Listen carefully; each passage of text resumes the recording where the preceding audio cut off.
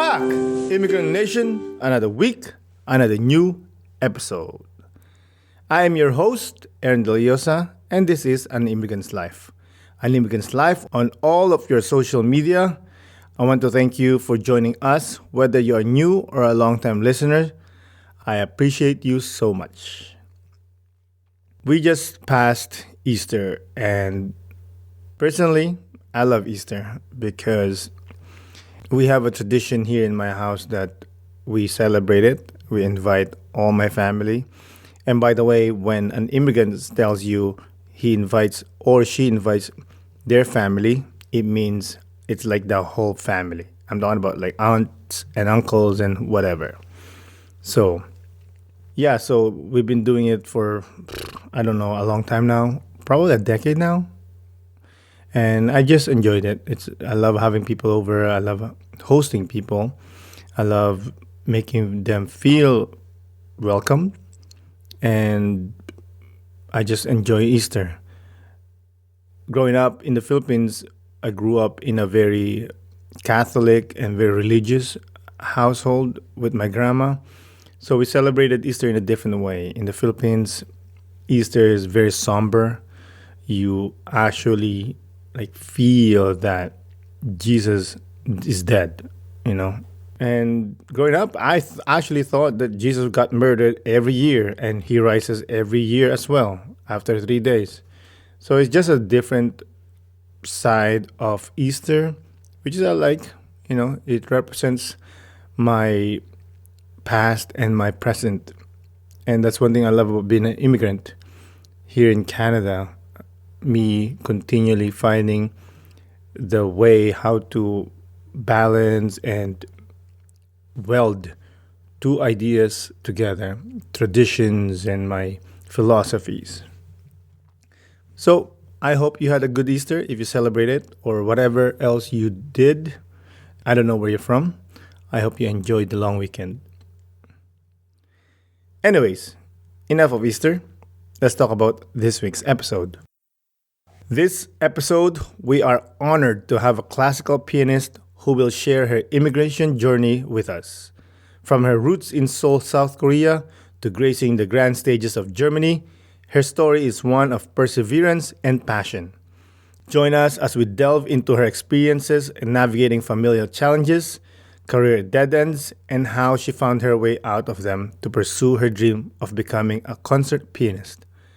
We'll also explore how she handles pressure and prepares her mental state to perform at the highest level. Despite we delve into some dark topics in this conversation, we laugh a lot while talking about them. So I know you'll enjoy this episode, so let's not waste any more time. Without further ado, let's get into the show. Isa, dalawa, tatlo. Today's guest is a classical pianist who was raised in America and now lives in Germany. Despite her journey, she still loves her grandma's kimchi while still trying to be the next Martha Argerich. Everyone, please welcome Yesse Kim. Thank you so much for having me. Of course, thank you. Thank you for staying up late. Thank you. No. God, I do it all the time. Yeah. I'm sure. By the way, thank you for coming on the podcast. I really do appreciate it. Thank you. I listened to some of the episodes already, and I really was very honored that Oh, somebody asked me. Yeah. nah, I mean, cool people only, you know? That's my Yeah. rule. Thank you. I feel so cool today. Yeah, Yeah. you are cool. I was like, I check you out. I'm like, because I saw Yeah. your account. I don't know why, but I was like, I just saw your account on one of those reels. I'm like, Hmm. this chick is cool. And I didn't Hmm. even know you're a classical pianist. I was just like, Yeah. this Hmm. woman said she's was raised in the States and then moved to Germany. I'm like, and then I looked after. I'm like, yo, that's cool. I love classical music. Not as Ah, good. I'm not awesome. like. Don't ask me about like, which symphonies that I don't know anything. It's fine as long as you love, classical music. As long as you love listening to it, then I say Oh, I that's love it. already, yeah. I actually passed it on to my kids. Mm. Yeah, my eldest when he was in his mom's belly, I used to play Mozart, Beethoven, you know. Oh, that's so sweet. Yeah. Yeah, because I was told that it's going to make him smart. Yes, I heard the studies are, yeah, But you know studies are what? there. I think it worked And because this boy is yeah. smart. Yeah, Oh, it's great. good. I That's think it awesome. worked. Yeah. And then when he was younger, when I get like tickets for like symphonies around the area, I used to bring him to small Oh, that's really symphony. nice. Yeah, Yeah. until Very now great. he loves it. Yeah. He Oh, that's loves really it. great. Yeah. Yeah. I do think that's very important that to be exposed into classical music at a younger age. Then, yeah, maybe they go through, in young adulthood to not like it because their peers don't. But eventually, I do think it comes back to them in their own adulthood. Oh, he still Yeah. loves it. He's still Yeah, he's in that's a great. band at school. Oh, yeah. He plays saxophone and Mm-hmm. he's a bit of a nerd. Yeah, which I Nerds are the like. coolest. Yes, he is a cool nerd. Actually, I Yeah. tell him all the time, like, "You're a cool nerd, dude." Yeah. You I was know. a nerd. My brother was a nerd, I think. Yeah, I'm also a nerd. Well, they call me I'm a nerd because sometimes I'm my brain is designed for trivia. I don't know why. I cannot build an engine or fix a roof, but ask me about trivia. Most Yeah. likely, I'll know it. You Oh, know, most really? of the time. Yeah, I'm pretty good at it. Uh-huh. So sometimes I'll be like, we're watching a TV and I'll be like, Yeah. did you know that the Yeah. biggest ocean? Yeah. Yeah. Oh, that's so funny. That's the only thing I'm good at. You and my husband would connect. My husband does the exact same thing.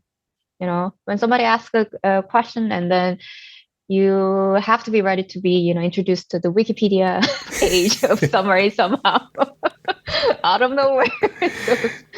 Those That's so information. Yeah. funny. I love that. Yeah. By the way, before we get into other things, why Yeah. don't you tell the Immigrant Nation where they can reach you or if you want to promote anything? Hi, I'm Yesse. You already introduced. I am a classical pianist and I'm a piano teacher, and I run 2 Instagram pages. I think that's why you didn't realize I was a classical pianist at the very beginning, because I currently started the second one where I do not involve myself in the classical music so much. I kind of introduce my life in Germany and just my daily cooking or things I love to eat and love to experience as an immigrant in Europe. So yeah, please follow my Instagram channels, yesse.pianist and yesse.explore. I would love any comments or suggestions that people would love seeing in my life. Yeah. I follow the Explorer. I would follow the Yeah. other ones too, obviously, lately. Oh, thank you. But I don't like following your Explorer because the food is terrible. I'm like, I cannot see this, bro. I'm hungry all the time. Yeah. Yeah. You're not the first one to say it. Yeah. I'm like, stop showing me good food. I'm trying to be Yeah. fit and whatnot, you know? Yeah. But originally, I think I mentioned is you're from Seoul, Korea. Yes, I grew up. I was born and raised in Seoul until I was 13. And then I moved to Michigan with my mother and my brother.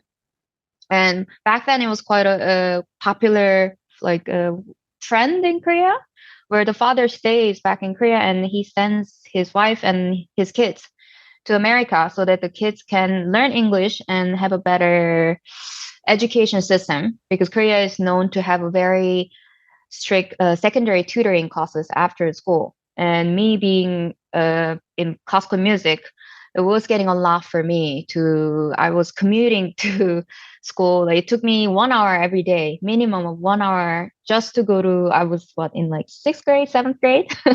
And my father just thought this is not okay for a child at her age, just because she needs to practice so much and she needs to participate in all these competitions and be with her friends in all these classes.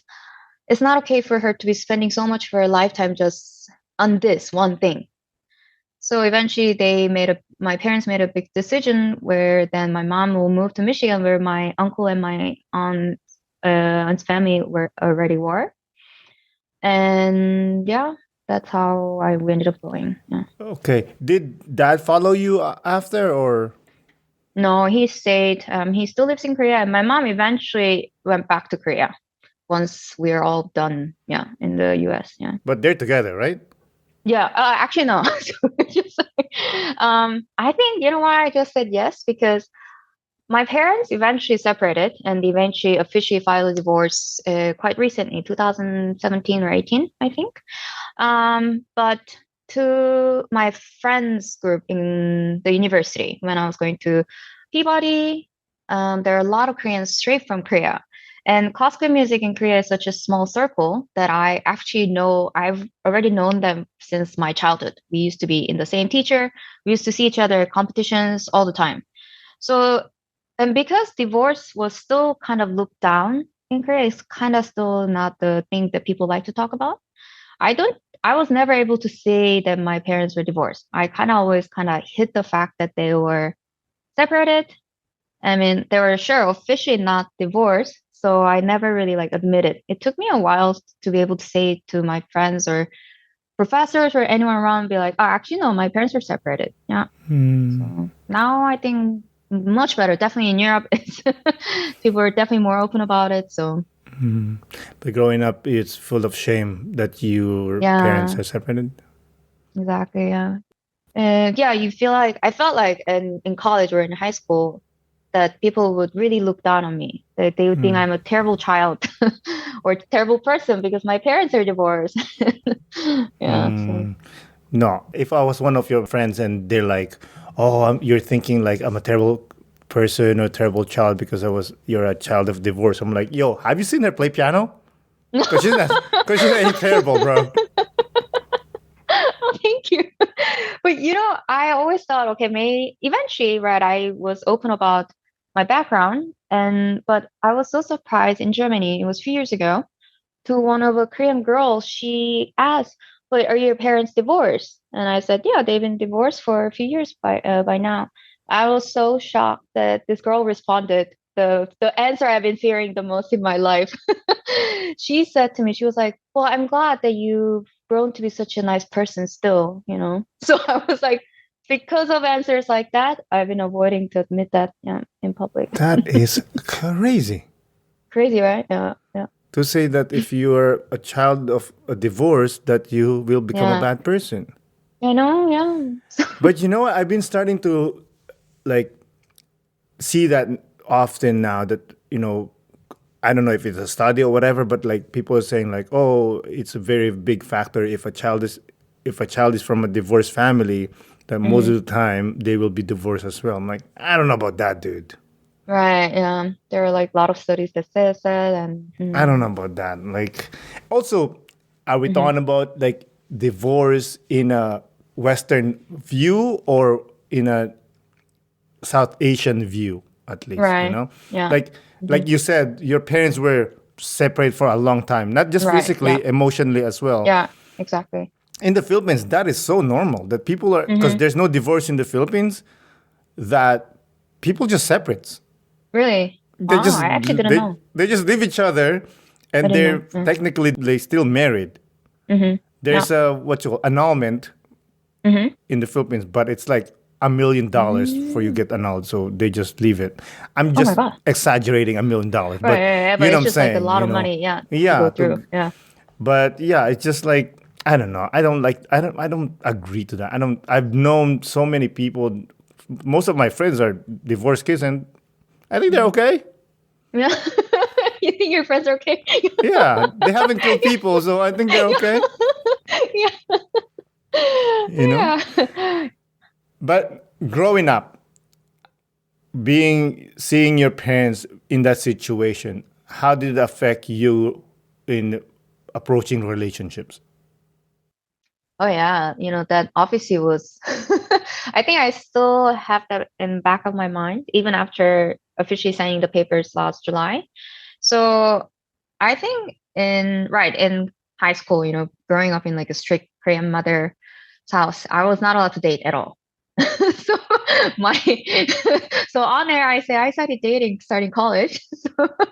So obviously I don't think I ever knew how what it means to be have a like a healthy fight. I don't think I ever understood that fights are okay. And to me, I thought I must just avoid fights.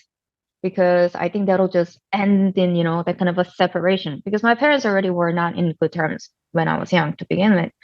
So I think in relationships, or not just romantic relationships, but in like human relationships, I always try to avoid conflict. I try to make others happy. I try my best to agree to what they ask for, do my best and sacrifice all my time to make others happier, to get cater to their needs, right? And it took me really a long time, and probably my decision to move to Germany was the beginning of me getting out of that phase, realizing that I cannot do that. I have to realize conflicts are okay, and there has to be ways to solve the conflict, and it is completely normal. Yeah. Yeah, I completely understand. I was the same thing. Like, Hmm. I have a little bit of it still today. Being a Yeah. man, we're like, oh, you have to fight. I don't fight, obviously, because Mm-hmm. it's stupid in a way. But yeah, it's either like we're best friends or we hate Hmm. each other. So when I moved here in Canada, it was like I used to see people like yell at each other, like call each other's name. I'm like, oh, this is gonna be a fight. Like there's gonna be a fist fight here, right? And then nothing happens. I'm like, Yeah, yo, I know, right? Yeah. this doesn't make sense. Yeah, exactly. So you mentioned that moving to Germany helped Hmm. you cure yourself from that. Right. Other than the physical move, Hmm. before that, was there something that been trying to tell yourself like this is not right? I have to do something with this. Yeah. So what happened is there are many reasons for me to choose to move to Germany, and one of them was that I finished my master in piano performance, and I realized I studied. I spent 6 years in a very expensive school in America to become a pianist, and all I was doing was I was teaching full time, and I don't hate teaching. It's just that the fact that that's not what I wanted to do as full time. Of course, that would have been my part time job, but I was teaching full time, and the pay was very, very low. And, yeah, and I didn't have any concert or any kind of opportunity to perform. So I eventually, at that point, I was going through a lot of thinking, as in like, what did I do wrong in my life? What do I need to change? What should I have done? All this like self-doubt. And I was also learning a lot by working. Also, I took up this office job at the music school that I was working at. And just me realizing that, okay, maybe that there is something I can change right now in this situation for me to become what I've been wanting to do. And I think the first thing was realizing that I have gone into this path by never realizing what I wanted to do. I never realized what I wanted to do was really performing. I also never really realized that. I realized that after I started doing works that I didn't really intend to do. So maybe that, yeah. Mhm. You must be sad by then, like you doing the Of just course, teaching. yeah. It was the saddest, I think, time of my life. Yeah. It was so difficult. It was like, oh my God, every night I'm just like, Panic yeah. attacks. Actually, I was just like getting like a bottle of wine. I'm not a good drinker, so I never can drink too much anyway, thank God. But I was just, coming back from teaching, and I live in Baltimore. And back then I didn't have a car. I still don't have a car. And I would just arrive on a late bus, and it's not the safest area to get out late at night. And I still just like, I don't care, I still go to like liquor store and pick up a bottle of wine, and I just like come home. And yeah, I remember just like every night I just, pour myself a glass, and I just think like, what happened today, and what did I do today? And what am I doing tomorrow? So yeah, that was that time. Was there someone helping you during those times? Well, there are definitely my friends who were in the similar situations. They even had higher degrees than I did. They were even already in part of doing their doctorate in music school at the music conservatories, and they were doing the same jobs that I was doing. That just teaching and church gigs on Sundays or Saturday. We had some teaching or accompanying. And of course, they would tell me that it will get better. Eventually, you'll get a car. There are little ways of making it better, getting a car that you don't have to commute all the time with the bus. Or Okay.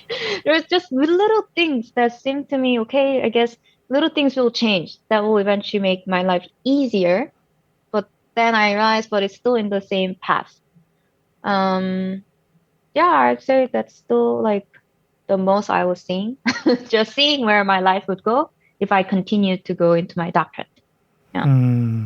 You should have said like, dude, did you know I played with the Seoul Philharmonic Yeah. Orchestra when I was 9? Are you crazy? I'm not doing this, bro. I'm Michael Jordan, bro.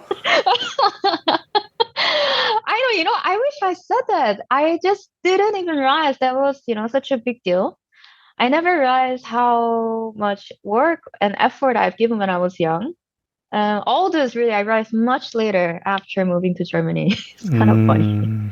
You think maybe because you were like in a well and you can only see a portion of the sky, and moving to Germany open up everything, I figuratively think and so. literally.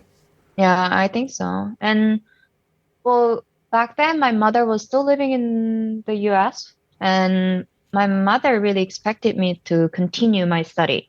So finish my master, I was supposed to start my doctorate at Cincinnati Conservatory. And I just didn't want to move to Cincinnati. Also, I only got half of the scholarship, which meant I would be getting a loan for 25,000, something like that per year, on top of living allowance, and then on top of just doing classes and working. And I just somehow thought that was the only way because that was the path that was expected. Also, that was what everyone else was doing around me, at least all the pianists, because it's not like we can join orchestras or anything. So all the pianists will be going into doctorate and just teach on the side, and eventually just hopefully we'll get an adjunct position somewhere. Maybe middle of like I don't know nowhere that you don't really know anyone that you have to really move. So I think I just didn't see that there are other possibilities. Yeah, I just think I probably just saw that only. Yeah. But I like that you said that, like, you're trying to be a concert pianist. And Mm. how many people, let's say you were in your class, how Right. many were trying to be the, classical pianist? You know what? That's a good question. I don't know. I realized though that some of my friends, some of the pianist group, some of the pianist friends, some of them are very happy teaching. Some of them are very happy at where they are in life. Some of them, some of them actually, most of them are not happy. I still talk to a lot of my friends through Instagram, through my pianist account, and they do talk about how unhappy they are, because they wanted to become a performing musician, and they couldn't. Yeah. And you're saying, like, you gotta move. Right. I mean, part of it is that you gotta actually moving to Europe does help. People think, yeah, you cannot just change a country. That doesn't solve problems. I was like, kind of sometimes, depending on your career, it actually does. Just because Germany has more, how should I say, like people feel more familiar to classical music, I think, Oh, general public. they So they're invented it. just, yeah, exactly. It's their music. So so they're just more comfortable going to concerts that are happening in the school, or they're happy hosting concerts at home, which still they like to pay the musicians, which I was not getting paid in the US to do that. So like what? Yeah. That's crazy. Uh, By the way, who got you into classical piano? oh yeah, that's another weird thing. So technically both my grandparents, my father's parents, my grandmother and my grandfather, they both are pianists. My grandmother was studied classical piano and my grandfather studied jazz piano. And back then they just in Korea, classical music was looked as something kind of like something good for girls. When girls do classical music, then they become like good marriage candidate, in my opinion. That's how I would call it. They become like a good educated girls, to be presented. So Like in a a way, gift. yeah, they become like a really nicely packed gift. So my mother, who was a dancer, she thought actually, I'd love to make my daughter a classical musician. um because classical music does seem classy, just like the word. I don't know what The else. words are there already. I know words. Like, I just don't know what other word. That was the perspective of my mother back then. So I started learning piano, and I guess my parents still saw talent in it, so they did definitely push a little more than they would have done with other kids at the young age. And I don't think I even had a choice to choose whether classical or anything else. The piano training in Korea back then was just leading to classical music. So, Did you mhm. like it when you were young? Yeah, I mean, I still do. I still love listening to Bach and Mozart. I'm a nerd. Yeah, of I loved it. course. Yeah, even when I was young, I still loved it. Yeah. So you feel like even without your parents' help, you would have been a pianist anyway. I still, that's a question I don't think I can ever answer because there has been times when I was moving to the States, and once in high school, I told my parents that I do not want to play piano anymore. I said, it's getting too much for me. It's too stressful for me. And I don't like practicing. I didn't like, as a kid, practicing my days and my weekends. I could never go to my friends' birthday parties or anything, because I have to go to my piano lessons and I have to practice. I was practicing so much. And I just told my parents that it really does not make me happy. It's not enjoyable for me. So there was one time as we are moving to the States, as my father chose a new path for me and my brother and my mom. Ironically, I kind of like stopped playing piano. My parents said, okay, maybe then this is time for you to try something new. Try, some other extracurricular activities. So I was doing like tons of things. I was learning tennis, I was swimming, and I sucked at all the sports. I was really bad at it. So and my parents thought, okay, but apparently in America, you have to have one extracurricular activity that you have to be good at. So I guess you have to do piano then. So I just kind Came of got back. pushed back to Oh piano. I was boy. like, I guess I cannot do sports. That is crazy. By the way, I Yeah. asked that question because there's some parents like Serena Williams' dad, like Yeah. he pushed those girls to be Yeah. tennis players, right? And Yeah. then there's some parents like Wayne Gretzky. You know Wayne Gretzky? Mm. Like his dad was like, he was asked one time, like, how do you make a Wayne Gretzky? And Yeah. it's like, I don't know, you just leave them alone. You know what I mean? Like let him enjoy Yeah. what he wants to do. You know what I mean? Like hmm so complete Yeah. extremes, different extremes. Yeah. Like it shows you like there's no, as you say, there's no path to greatness. There's no hmm clear path. Yeah. Exactly. It's again, it's like it's a difficult thing to decide. But I'm glad that your dad decided that for you. That like this is what you're gonna do. I think you're gonna be okay hmm with this. hmm Are you grateful for that? I am very thankful. My dad is still a person. Actually much closer to my father now than to my mother. Probably because my father is still open to things that I have ideas on. He's still like he follows me on my second account. He said, "Oh, here's great. You know what you're trying to do." So, my father was always right. He loves that I am a musician, but at the same time, he still laments, I think, in a way that he still wishes somehow that I would have done something else other than piano. That he says sometimes he says maybe because I realized that musician life is so difficult, that maybe if you chose another path, maybe you could have been freer, in your lifestyle. Because right now I'm so chained to like practicing still. I have to, plan my month or like years in advance to practice here. And then, okay, I have a concert coming up here. Then for this month, I have to be here. But I still manage, so it's okay. But So what's your answer to your dad feeling guilty about that? Do you answer him like, "No, I love this life," or you're like, "Yeah, you suck, dad. You trapped me here." no, I don't say that. I try my best to not say that to both of my parents. With my father, it's easy. I don't say it because he was always open to so many ideas that I had.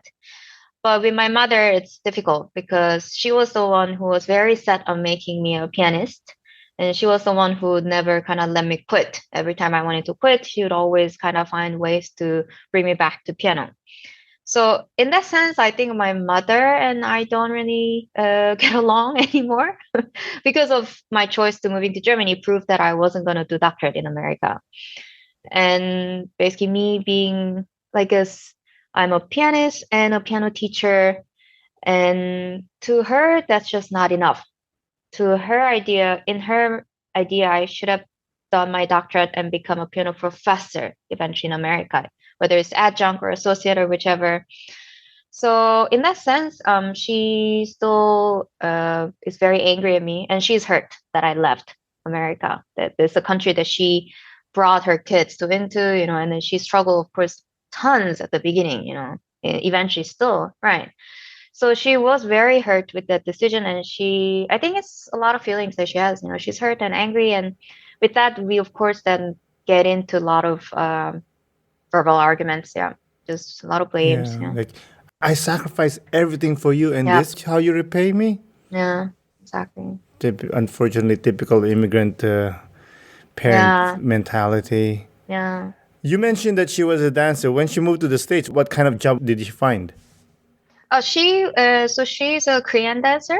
So she found jobs at teaching Korean dance to second generation kids or first generation Korean adults. So she was teaching Korean dance. Yeah. Wow, is that the one that they have like a fan or something, and they Yeah, have like beautiful dresses? yeah, like fans, they make circles Wow. and yeah. How come she never pushed you to be a dancer? Oh, she said there are many reasons. First, she said I was not good at it because I wasn't. I was in her class when I was young, Thanks, and she mom. said like, yeah, she was like, girls like you cannot really dance. So I thought, okay, like she's definitely not a dancer. and, and she said, she herself as a dancer in her college years, she didn't like that she was a dancer. She said she used to see like in her college in Korea, the music school and the dance school was together. That she said she would see musicians going into their lessons in their nice like cute summer dresses, in their heels, and like carrying violins, carrying their instruments, and they would just walk in and then just walk out. Whereas the dancers, they're covered in sweats, they're like wearing those like dance outfits. They can never wear like proper makeup. So my mom apparently said, I thought dancer's life is hard. I to me it seemed like musician's life was so much greater. Yeah. Yeah, I guess it's cooler to look at, Yeah, of course. Yeah. But she's healthier because she's moving all the time. Yeah, exactly. She's like still super fit. My mom is one of the fittest person I know in my life. Healthiest person I know in my life. Yeah. Speaking of being fit, Yeah. Asian parents and Asian culture with Yeah. body. Yeah. Oh God. Yeah. How did that? How bad was she towards you growing up? Oh yeah. I was very, very chubby when I was young. Um, I'm also not tall. So like just I was also always short. So basically I was short and chubby. So they're just like, and you know how Asian like mothers and aunties, they love making fun of you when you're chubby, when you're Mm-hmm. young. And like, as a young girl, I really like hated it. And eventually I think when I moved to the States, it was my kind of like a breakthrough, as in like I really stopped, I just tried my best at somehow not to get any chubbier than I was. So somehow I succeeded. I don't know what I did, but I was doing tons of tennis and swimming, that eventually I had to quit because I'm not good at it. So that obviously helped. But no, I wouldn't say it was easy. I don't think I'm still like comfortable ever. Yeah. Like, yeah, I'm just like definitely like I'm still afraid to be called, like made fun of if I wear this or wear that. If something's too showy or if this shows some of my body curves, then I'm still very, very conscious. Yeah. Wow. Yeah. Yeah, I'm the reverse. I grew up skinny, so Mm-hmm. people used to call me skinny, and now I'd like to think I'm fit. So Yeah. if some, so I cannot if see you, so you're fit. Yeah. thank you, thank you, thank you. I try. I work out every day, Yeah. but if somebody calls me like the word skinny, I'm like, I think you're saying Mm-hmm. fit, not skinny, Mm-hmm. and I still have a little bit of it Mm-hmm. because like in my dialect in Tagalog, Mm-hmm. there's not a word. The word fit there's a word, but we don't really use it. So it's either Hmm. you're skinny or you're fat. Ah, okay. There's no middle. There is a middle, but no one uses that word for some reason. Yeah. So, so sometimes people call me, "Oh, you're so skinny." I'm like, "No, I'm not skinny. I'm fit." I think the word you're looking Hmm. for is the fit, you know. Hmm. But if you say that word, it's so suddenly became Yeah. alien to them, you know. Yeah. But whatever. Speaking of health, how do you keep your fingers healthy? Oh yeah, it's well, I a lot of pianists we actually have a lot of problems with our arms and shoulders. A lot of us have tennis elbow and or carpal tunnel, and yeah, like what do you call this? So we do already have like tons of problems for just pushing our body, beyond limits, especially at like a younger age. And when we are 16, 17, 18, we don't realize also because, we are not doing our laundry or like cooking or cleaning all the time. We're just mostly like practicing. And you go to college or you go abroad to study and you start doing all these chores that your mom has been doing for Asian kids. And then you're like, you start getting like very tired. You realize your arms cannot move the way you should move, or your fingers, you start getting pain a lot quicker. So for us, daily exercise and the stretchings, all these movements that we are taught from our physical therapists are very important. And sometimes the injury gets very bad that we have to go see specialists. And we do have to take long breaks, like months of breaks, which is very long time for musicians. Yeah. How long? 6 months? 6 months. I've seen 6 months. Yeah. Wow. They try their best not to go past it because then it's too difficult for us to come back. Yeah. Yeah. And for me, I just try not to practice so much. Yeah. Yeah. When you say practice so much, how Yeah. long is the practice? Um, so now that's an answer. That's difficult to answer. It depends on every situation I am. So right now, the most I can get through my day is 2 hours. That's very little. Yeah. That's a So lot. because yeah, it's very little. Yeah, it's very little for Well, at your musicians. level, yes. People would laugh at me when I say 2 hours. They're like, "What?" When I was not working, when I first moved to Germany, or like when I first went to college with scholarships, where I had like fundings, then I tried to check in like 6 hours per day. Then I tried to divide. There's no way I can do 6 hours straight. Mostly like 4 and 2, or like 3 to 3. And 3 to 3 would be like 3 to 6, sorry, as in like 2 3s, 2 3 hours. Yeah, that would be the most ideal. And when I moved to Germany and I started doing lots of competitions because that will be kind of like a breakthrough for musicians to get a concert career. Then we start pushing like past 6 hours, like to 8 hours. Yeah. 8 hours And a yeah, 8 hours. day, And it's like, or yeah, a day. Really, like sometimes like you start really pushing to 8 hours. Yeah. do you play the same piece over and over again?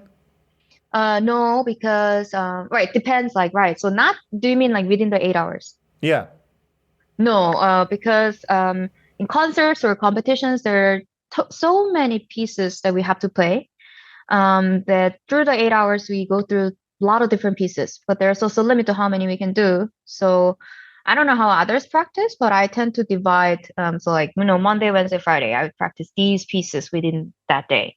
And then other days, then I practice the other sets of programs on that day. Or eventually toward the deadline, then I'll be kind of mixing, as in just practicing more of the things that I really need to improve more. Yeah. I saw some of your videos, and girl, you were like possessed, like the way you played, right? And like, like while that's happening, are you Hmm. thinking or you're just in this zone? I try my best to be in the zone, but of course I cannot help thinking like all these extra things that comes into my mind. How can you think of other things? You're Yeah, like yeah. you mess up one thing and it's not good. Right, yeah, isn't that crazy?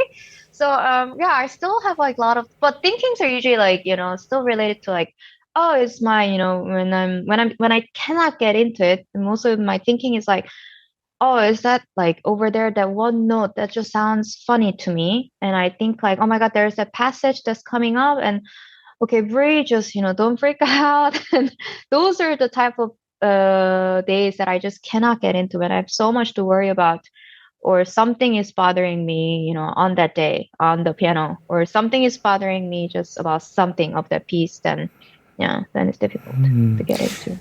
Take me into a day, the day of the concert. I mean, like in the Mhm. morning, afternoon. What do you do? Is there like a process that you follow? Yeah, I like to, the day of it, I always have very set schedule. I try to wake up not so early. I just try to, but not too late. I try to wake up just leisurely without an alarm. And then I try to skip coffee. So I just usually take just caffeinated tea. And then I do all my morning stretchings, but in like all proper order, so that that it doesn't, the muscles do not get strained, but they are not tight. So I try to relax and just wake them up all over. And the best is actually for me to start practicing then, just really light, about 2 hours at most, just going over the pieces that I need to play that day. And then depending on the time of the concert, whether how late it is on that day or how early it is, if I have time, maybe, just like a short walk outside to just calm my nerves down, because I do get, a little bit nervous leading up to it. And yeah, and then I just try not to do anything so exciting, like no roller coasters, no like partying the night before. So yeah. Hmm.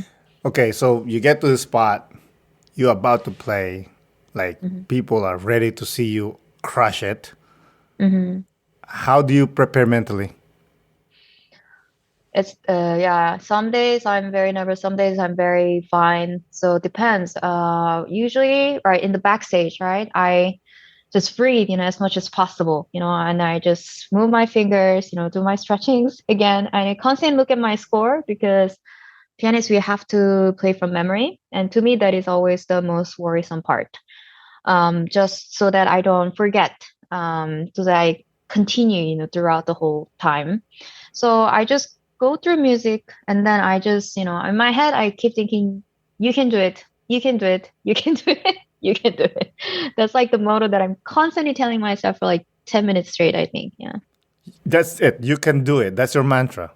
Yeah. It's just like, yes, you can do it, you prepared, just follow like melody and just those things. Like, usually you can do it is, I think just that's it. Yeah. I love it because it's so basic. You know, how some people they're like, "Yeah, I'm the best, I'm the greatest," and then you're like, "You can do it, you can do it."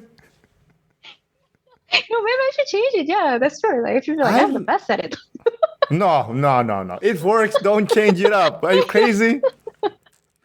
That's crazy, but that's Yeah. just very interesting. Oh, you mentioned that you have to remember the piece, right? But sometimes I Yeah. see pianist players, they have like the paper in front. Yeah, yeah, yeah. Oh, right. Do they remember Uh, it or they just need to see it? I don't know. so right, that's so the pianist, right? When we're doing solo, like those like tip not typical traditional solos like Bach, Beethoven, Mozart, all these famous composers, then we are supposed to memorize it as a solo. But when we have someone else that we're playing with as a chamber music, um, yeah, then we are allowed to have score, because of, we just, I think it's just in case, because you never know what that person's gonna do. Then you guys will have to find each other somehow. And for that, we definitely need music. Otherwise, it won't be so easy. But obviously, there are people who do even chamber music from memory. So Speaking of that, I saw you work as a page turner. yes, I love Dude, it. I was like, when I saw the video, I was Yeah, like, people do this shit? people do this. Yeah, I know people do that. Yeah, people do that. First of all, how do you get chosen? And Yeah. who told you that that exists? I know, right? so, so yeah, that's still one of my favorite things to do in my current life. Was actually, I knew that job existed when I was in college. I was visiting a friend at Juilliard, and his roommate, I think, and his roommate was like, "Yeah, I have to work tonight, so I won't be able to join you." And I was like, "What's your work?" And he said, "I'm turning pages at Lincoln Center." And I was like, what? So it was the first time I found out that job exists and people get paid to do it. And I also, as a musician, I was like, yeah, of course, they need people to do that. But I just never knew how, that works. I think I asked my friend, how did you get that job? And I think he said he applied. And for me, it happened in a really like unexpected way. I was teaching at this one music school in Germany, and there was a Korean guy who was teaching right across from my room, and he was already patroning for this concert series. And happens to be a concert one day. It was like COVID time, so the concert was kind of all spontaneous. And that day happened to be like two piano concert, so it was two pianists playing chamber music. So he just texted me the day before. He said, "Hey, we need extra page turner for Katia Bunyatishvili. She's also like a star pianist." And I was like, "What?" And he said, "Yeah, we need somebody for her sister. Can you come page turn tomorrow?" And I actually like had this rehearsal and like run through, and I was like, I didn't even think about it. I was like, "Yes." How can I say no to meeting her in real? So my chamber partners are really nice about it. We just switched all the schedules around because of me. And I went, and that was how I got introduced to the whole concert series. And every time he couldn't do it, I started going. And yeah, that became kind of regular. Okay, what's your technique? Do you lick your thumb before you touch the paper, or what's your technique? Yeah, actually, this famous pianist Andras Schiff told me to do that. He was like, Really? yeah, he was like, he looks at me, he's very sweet. He goes, if your fingers are too slippery, and then he goes like, you can just like, it Dude, was I would be very like, funny. Yeah. because you don't want to mess up, right? I know, right? Actually, yeah. So luckily, I have sweaty hands. Not as pianist, it's not a blessing, but luckily as a patroner, there's a blessing, so I can always grab one page and go. Mm, So yeah, that's amazing. I see that, pianists, they still use the paper. Why cannot they just use yeah. an iPad? Some young pianists they use iPad. Yeah, a The lot of older ones. young musicians. The older ones don't because we are classical musicians. So we are very late to all the technology and everything. We're just very slow Yeah. on everything in life. Yeah, Yeah. and just like the old school way, I guess. Yeah, they're old school and they have their own score they've been using for the like forever of their lives, and sometimes they bring those scores. So for older generation, I think I can definitely understand. And for myself, for all the important concerts, I still print out. For rehearsals and anything minor, then I just read everything on my iPad. But if it's like a Mm, very important concert, then I start printing them out. Then I print them mm. out, write them in. So, yeah. Okay, for an uneducated person like me, if you play a piano and I play the piano, let's say the same level, for me it sounds the same, right? But Mhm. of course, you have your own style. How do you infuse your own style when you play? That's a very good question and very interesting, difficult to answer. Um, so yeah, I think that's where classical music still gets a little foreign to like, and that's why people still like have a difficult time getting into it. As in, like, we're not classical musicians are not nice enough to invite people in my opinion, some of us, because we are so set on this one like school of style that's been coming down through for each composer, and we believe in certain uh, pianists, who are the best at this interpretation. For each composer, we somehow have our own beliefs, and some of them are like popular, as in like majority of people believe in that direction, and there are some minor beliefs in this path. So we try basically we have like those school of interpretation that we stay in, and then we just try our best to first we start kind of like imitating, as in like how did that person do it. And then I think just by doing so we end up realizing that just it kind of becomes our own through just more every performance we do, it kind of becomes more comfortable for us. But it definitely starts with something above. Yeah. Okay, your teacher and the way you hit the keys and Mm-hmm. whatnot. But did they still use the ivory or it's different now? No, it's forbidden. Yeah. Okay. But What do they old use ones now? they do. That's a good question. Plastic, I think. I think so, Plastic? actually. I have no Just idea. like slight wood, like it's very thin wood. Yeah. Mm, you mentioned pandemic earlier. How did the pandemic impact both you professionally and personally? It was actually pandemic that I started my Instagram account as a pianist. That's when the first time I just forced myself to post. And so personally, I think it made myself a lot more comfortable watching and listening to myself play, because that was the thing I hated the most in my life. Every time I have to record and submit to competitions and auditions, it was one of the most scariest things in my life. And eventually, it really helped me to get over it. And professional wise, that was still when I was a student, and that was when I was in lots of competitions in the middle of my 20s. And competitions all got stopped.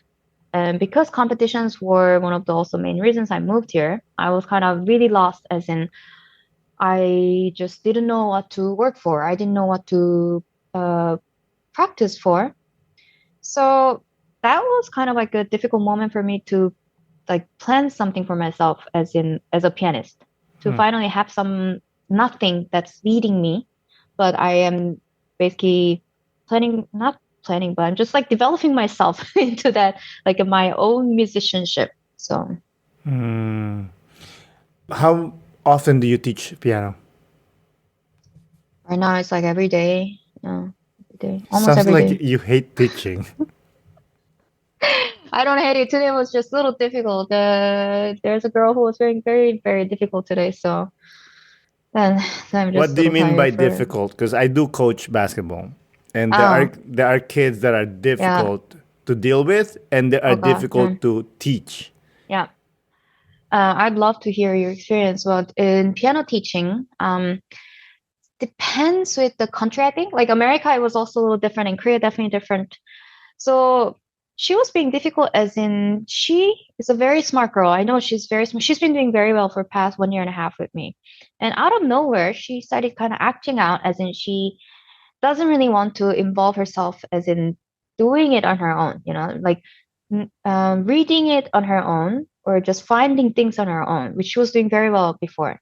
So, so she just, putting her fingers in the keys, and she's like this, I don't know, and yeah, like, and I have to try my best, not to blow up, because I can easily blow up. I got that Korean blood in me.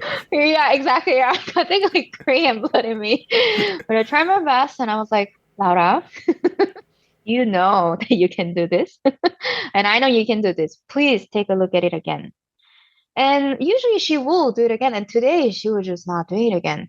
So that's when I just realized, like, okay, like something's up with her. I don't know what. But I also cannot, be constantly just trying to engage her. There's also a limit for a teacher. Yeah.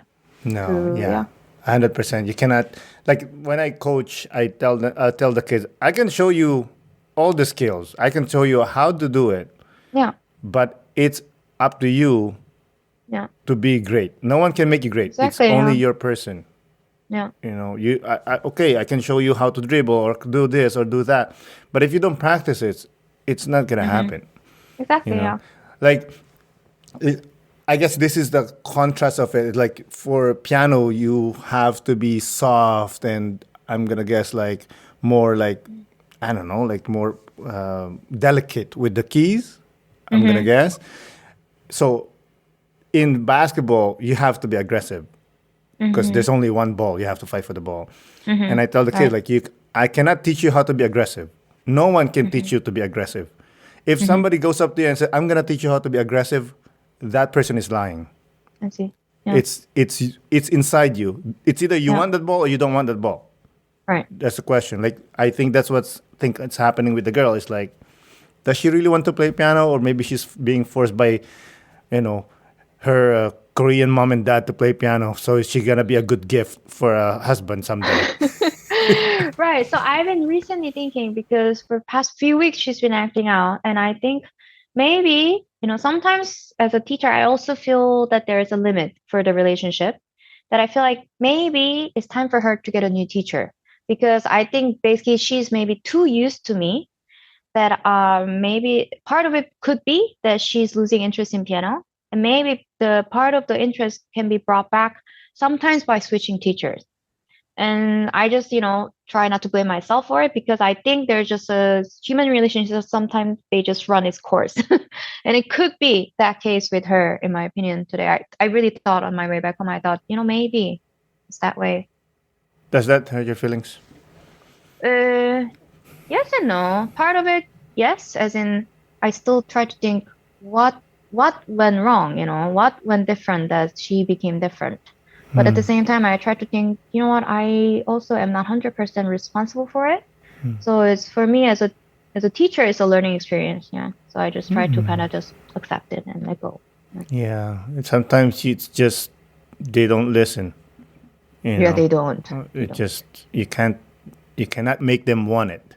Yeah. Like I said, when I coach, is like I throw the ball and I do a drill, and they're just like, "Oh, it's okay, get the ball." I'm like, "Bro, no, that's your opponent. He's taking away your food. You fight for the food." I'm like, "Oh, well, whatever. It's my friend." I'm like, well, that's why you're not gonna be good. Yeah. Imagine like you're trying to get to a concert, and you're like, "Oh, that's my friend." I'll let her. Girl, I'ma kill that I know. Beethoven. You can. Yeah. Who's your favorite classical composer? Bach. Bach. I like him too. He's cool. Yeah. Yeah, I love it. Yeah. Yeah. I mean, of course, Beethoven and Mozart are like my boys. Growing up, I used to Mozart more because he's a rock star. But eventually, I moved to Beethoven more because it's like he's just cool. Yeah, he's cool, isn't it? Yeah, he's just like a cool dude, He's got he's a cool dude with some temper, Just like, anger issues. That's why he went deaf. Yeah, because of his anger issues. I'm like, yes, he was like so stressed out. So By the way, speaking of that, like, can you compose a new classical piece, or who can compose it? Unfortunately, I have no talent in composing. Like with tennis too. Yeah, like tennis and swimming are just like I definitely had to compose for my classes in college, and I did have fun actually. I really enjoyed it, and I wasn't so bad at it at the moment, but it was never something that I would pursue it on in my free time, because I realized there are my friends who would get on it on their own because they loved it, and they'll be more serious. They become more serious about it. And like my father, he composes on his own, and he's not even a musician. So I thought, wow, like I really like have no interest in that, huh? Like somehow I don't. Yeah, I just like yeah. Of course, pop music and classical music are a completely different thing, right? Classical is more intricate. But eventually, there will be some classical music pieces that will sound like another one. Does that happen? Yeah, definitely. Right. So as we go through, the whole classical like music history, surprisingly, Bach and Baroque, like as you're listening to like the one of the earliest that we consider classical music, they tend to be a lot more out of norms, in my opinion, in their harmonies. That I think that's why there are a lot of like rappers and pop singers, mostly rappers. They use a lot of like Bach's rhythms. Like some of Bach, their intros come from Bach music. Like what? And I think that Which one? Eminem has one. Eminem has like one of the things where they has Bach, and there's a I forget the name of the song, but there's a pop song that starts at bum ba bum ba and then it goes dum bum bum ba. It's like yeah. So I kind of named them all, but there are some that really like follows from Bach.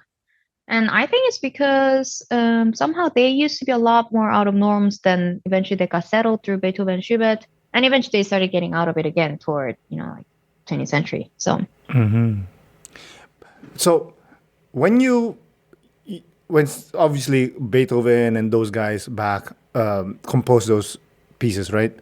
Is there like a, you know how you have to pay for Mm-hmm. what's Yeah, the word for like it? copyright. Like Yeah, yeah. do you Mm-hmm. still have to pay? No, no, no, no, no. We just we just download the music from online. um, no, we don't. But I haven't done much of modern music, but I have friends who do their modern music that they pay the composers directly. That I know. Actually, you know what? I take back what I said. In Germany, we have this system where you have to register for the classical music copyrights, and you pay for the yearly like membership of it. Actually, it's like an official like what do you call like a association that does control this copyrights, but it's like a yearly fee. Doesn't matter what you play within. But there are some composers who are still living or composers who are recently dead, then you have to pay the composer directly, I believe. In America, at least that's what my friends are doing. Yeah. Okay, so let's say if it's if I'm gonna make a rendition of Bach or play it on a CD and whatnot and release it, Hmm. I will pay this association. I think so, yeah. Yeah. If you're using those like especially it has to be like more than there's a minimum limit to all these things that you have to register. So basically if you lose less than those minimum, then you don't have to. But if you're over that minimum, then you have to register. Minimum of what? Like 30 seconds or those things like whether it's Oh, 30 seconds or like 1 minute or maybe I'm sure they go by percentage because each piece is so different. Yeah. so this association takes the money, doesn't give it to the family of these composers. I'm talking about like the old ones, like I Bach yeah, or yeah, you know what I right. mean? Like, That's a very good question. Where is the money going into? This is so bad. I never questioned where that money is going into. you know what I mean? Like if let's say Yeah. you play, Yeah. I don't know, like compose record Eminem song, right? You will Yeah. have to pay Eminem, Yeah. right? Exactly. Yeah. But you're paying the association. Where's the money going? The box grave. To keep in box grave tidy. No, it's not. Because I know for a fact some of them Yeah. died poor, Yeah. Yeah. right? Yeah, I really should know this. As my excuse, it will be like, as a performer, all my concert organizers did it on their own, so I never do it. I'm not even part of the member association. So, but How? I'm gonna look into it. Okay, good. I'd like to know. How do you Yes. get booked in concert? Like, do you have a manager or do you have a agency? So having a manager and agency will be the most ideal situation, of course. Then Hmm. managers and agency, they will be advertising you to all the concert organizers and concert halls. And the halls and concert organizers, they trust more on those managers and agencies, right? They have those contacts. It's not just like where we just send the application online. It's through kind of contacts. But obviously, I don't have manager or agency, so I have to do that on my own. So there are times that I will be writing directly to concerts that I've seen, some concert halls. Then I try to find my best to find email address that's associated with it or anyone that I can find through my connections who is in charge of it. Then I will try my best to get in touch with them to say, here's my program for next year or this year that, or usually next year. In Germany, things get planned so much earlier, so I try my best to organize something and I write to them saying, this is my program for next year. I'd be happy to, perform for your series. Though that is one like a textbook way. And the non-textbook way that works the best is when just when you meet those people in person, then you really start making connections with them.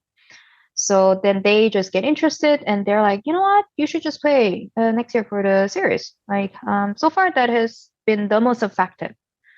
So I don't think people realize that like in order to play one concert, I have done, I have sat at so many coffees and like I have sat at so many beers. Like I have spent more hours talking to people really just than practicing, just to like play concerts really. Yeah. Mm. Yeah. Have you ever missed a concert? Like missed. Yeah, like Uh, you couldn't show up because you're sick or something.